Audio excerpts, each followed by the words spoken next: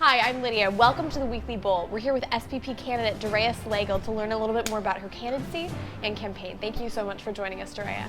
Yeah, no problem. Thanks for having me. What inspired you to run and what separates you from the other candidates? So what inspired me to run is actually just kind of the experience I've had as a King's student. I came to King's as a transfer student, so I didn't actually start King's my freshman year in the fall. And what I found was the community at King's was something that I had actually not seen before. There's something very beautiful at the core of King's, and I really fell in love with that. And as I thought about my last year as a student here and what I potentially wanted to see out of that last year, I kind of wanted to look back and say, hey, I gave something back to something that meant so much to me. So in considering, the small sphere of influence I might be able to have as student body president to hopefully shape the experience that other students have had for the better. What are your ideas for the next year as SBP? So the platforms haven't actually gone out yet, but I can tell you that I'm going to be focusing on a couple of different things. I would like to see spiritual life strengthened, and I have plans to do that, hopefully working with Eric Bennett in constructing city engagement and putting that on the spiritual life committee. I'd also like to look at potentially redefining the role of Director of Communications, which is a position on the cabinet currently held by Taylor Thompson. And we're looking at kind of expanding that, shout out to Taylor, and we're looking at expanding that into more marketing. And we're looking at more tangible ways we could do that, helping different sectors of the school, spiritual life, student events, student orgs, the houses, market their events and kind of bring together the communication that happens into one sector. And the third thing I'd like to focus on is just financial stewardship. I feel like that's really important. Coming from someone who has worked multiple jobs since being at King's, just to stay at King's, I understand that it's tough. New York's expensive and King's isn't cheap. I think the students that are here, they want to be here, and it's our responsibility to respect their money and respect where that money goes, particularly with the increase in budget that was just passed a couple weeks ago by our current council.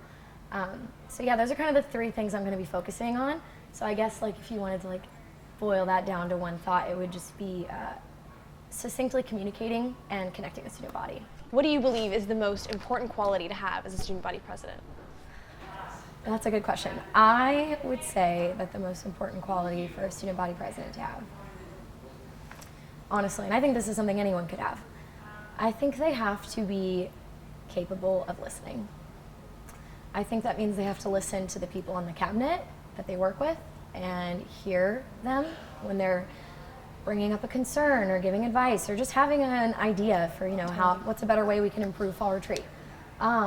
I think that means listening to the people above them, Shelley Klein, David Leedy, Eric Bennett, Gregory Thornberry, the people who kind of get the final say. And I think that means listening to the students, hearing what students want. Your job as student body president is not to get up there and say, I have all the answers and you should vote for me. Your job as student body president is to get up there and ask the students to trust you, that you will listen to them and do your best by them. What is your biggest weakness and how will you overcome that as president? Oh, tough question. That's a very tough question. I would say, honestly, my biggest weakness is sometimes wanting to find my worth in things that I shouldn't. So it's very easy as people to want approval, and it's very easy to say, oh, well, if I don't win the student body election, that means, I wasn't good enough or what have you. And I think we just do that on a day-to-day basis. We find our worth in what people think of us. We find our worth in our grades or our successes in athletics or in theater. And so I think that's a constant challenge that you're constantly fighting. So just learning to find your worth in the Lord and the value you have as a child of God. Can you tell me about your faith and how that will affect your role if elected president? Sure. I love that. I became a Christian around the age of 15, 16. It was a long uphill battle. The Lord is patient. But I think that for me, having a walk with the Lord has been a challenge over my time at King's. He's definitely worked on me. And sometimes, the whole analogy of the potter and the clay and how the Lord is constantly, crafting you. Well, sometimes crafting means chipping, and that means he has to work on you. And so I would say that as far as shaping that as student body president, prayer is a part of my daily life. Reading the Bible is a part of my daily life. I take it seriously. I understand that doesn't apply to everyone at this school. and I don't expect it to. Yeah. But it will guide the way that I will attempt to lead, both with humility and truth and grace. You are someone who's very passionate about theater. You have a lot of involvement both in and out of school. Are you going to be willing to give that up if you're elected president? Yeah, so I've actually spent a couple months making this decision. This is not a win for me. I got a lot of guidance from a lot of people who have more wisdom than I do. And I've really thought hard. And, you know, theater is something I love and it's something I'm very involved in, especially at King's. I think people probably know me as the theater girl. But I am definitely prepared to set that aside for a year and really focus on the school and the students and take that seriously. I have the rest of my life to pursue what I want. I have one more year at King's. So. Who is your role model and why? Wow, there's so many people. I think my role model, so are we talking like in history or like in... Whoever. Okay. You like. I would have to say my role model is my grandfather. He actually passed away last October, but he is the purest example I've ever seen of genuinely loving people. And I think I've had to learn that the hard way, but he's been such a good example for me of what that means. And he's also been one of the best examples of leadership I've ever seen. Just his experience in the mission field and being a pastor and and also just going overseas and working in